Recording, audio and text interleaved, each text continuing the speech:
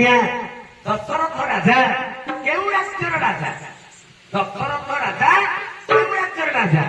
ଆପଣ ମାନେ ଜାଣିଛନ୍ତି ଅଯୋଧ୍ୟା ନଗରୀର ରାଜା, ଅଯୋଧ୍ୟା ଦେଶର ରାଜା।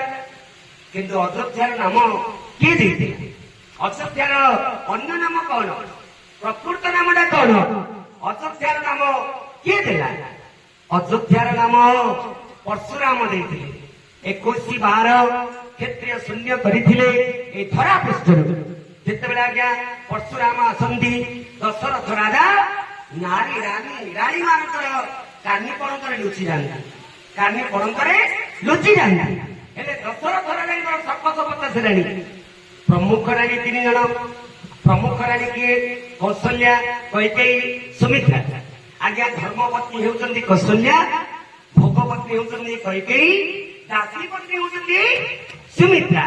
ଯେତେବେଳେ ଆଜ୍ଞା କାନି ପଣଙ୍କରେ ଲୁଚି ଯାଆନ୍ତି, ପରଶୁରାମ କହିଲେ ଏଇ ଧରା ପୃଷ୍ଠ କ୍ଷେତ୍ରୀୟ ଶୂନ୍ୟ ଅଯୋଧ୍ୟା, ଏଠି କିଏ ଯୋଦ୍ଧା ନା, ଏଠି କିଏ ଯୋଦ୍ଧା ନା।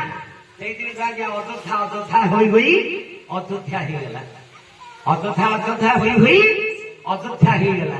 କିନ୍ତୁ ଆଜ୍ଞା ପ୍ରକୃତ କଥା କହିବି, ଅଯୋଧ୍ୟାର ଅନ୍ୟ ନାମ କଣ? ଅନ୍ୟ ନାମ ହଉଛି ରମ୍ୟନଗର। ଅଯୋଧ୍ୟାର ଅନ୍ୟ ନାମ ହଉଛି ରମ୍ୟନଗର। ରମ୍ୟନଗରକୁ କିଏ ଆସିଥିଲେ?